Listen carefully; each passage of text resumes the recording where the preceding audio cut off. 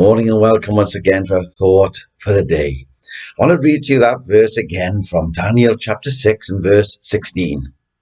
It says this: "The king commanded, and they brought Daniel and cast him into the den of lions." Then I want to read to you some words from Daniel chapter 6 verse 22, and it says this: "My God hath sent his angel and hath shut the lions' mouths." And so again today we're going to be speaking about the power of God in the most difficult of situations. And each and every one of us, each one that is listening, and me that is speaking to you today, we need the power of God in our lives. And so again, we're looking at Daniel and the power of God in his life. And the same power that worked in Daniel's life can be at work in your life. And that same power, friend, can be experienced by you and by me if we trust him, just like Daniel did. It said that evil men encouraged King Darius to sign a decree that there be no more prayer made to any god but to you, O king, they said. O king, they said, live forever.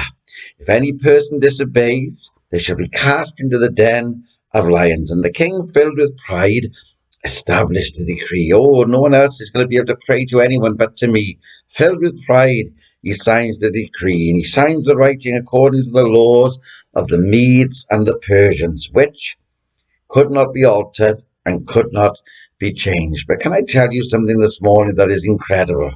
I want to tell you today, friends, that God is above every man and every law that can be passed.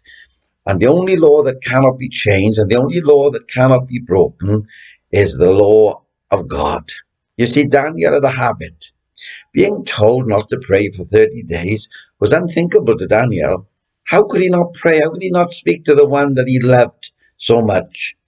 And so the Bible says Daniel knew that the writing was signed, and he went to the house, and with his windows open towards Jerusalem, he kneels upon his knees, and 3 times a day he prayed.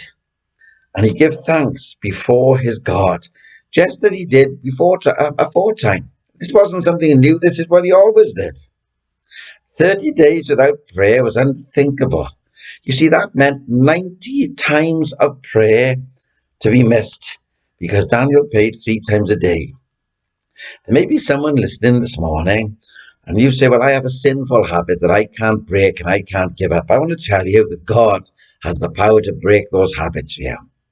But here was a faithful believer, a faithful follower of Christ, caught up in a holy habit, which he could not and he would not break.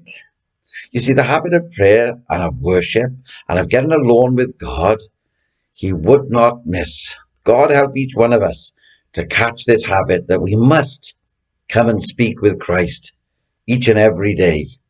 You see, there are people, if they were told or if they were asked not to pray for 30 days, it would make no difference to them because they don't pray in any case. There are churches that if a ban for 30 days was put on them that they mustn't pray, it would make no difference to them because they have no prayer meetings anymore anyway. Friends, if you want to experience the power of God, get on your knees. Get on your knees and get in the habit of praying and keep praying until the power of God falls, because God will answer the prayer of his faithful servants.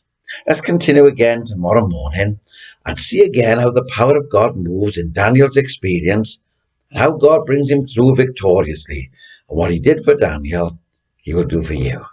God bless you, and I look forward to being with you again the same time and the same place tomorrow morning.